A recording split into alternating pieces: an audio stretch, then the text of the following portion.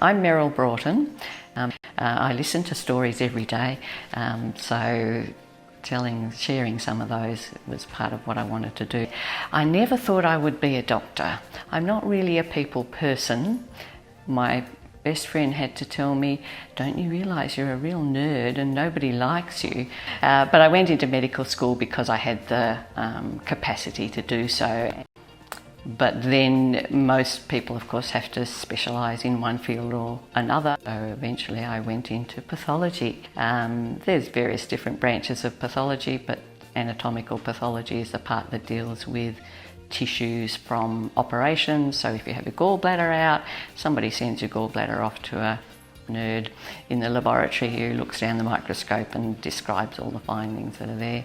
And doing autopsies is part of that. We decided to move to the west, and so I was a country doctor before, but a real country doctor here in the southwest. And doctors get together from time to time, well, we used to, and have meals. And over one of these meals, hello, where have you come from? What did you do before you came here? And I said, I used to do autopsies.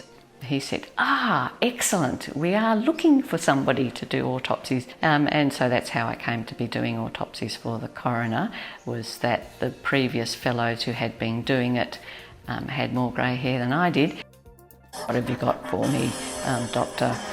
After I'd been doing autopsies for a while, I was fascinated by the stories behind the cases that I was looking at, and I thought, people would find this really interesting because programs on television cover this, and they're very popular, and just about every police show now has some interesting character who they go down to the dungeon and look at and say, what have you got for me, doctor?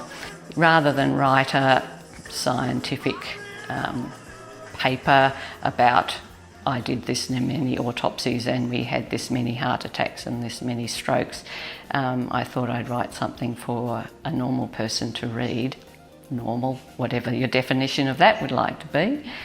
Just like there are armchair travellers going to exotic places where you can't actually go, I thought, well, few people can actually go into an autopsy room, see through the human body and discover all those sorts of things. So it could be a sort of virtual tour, a way to see what goes on.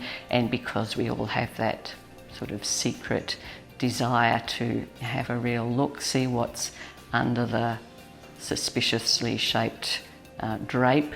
It's like you really want to see, but you're a bit too embarrassed or you're afraid to. So that's what the book's about, autopsies and my experience in doing them. These were interesting cases. They were real people. Things happen to them that can help us with actually living a better life.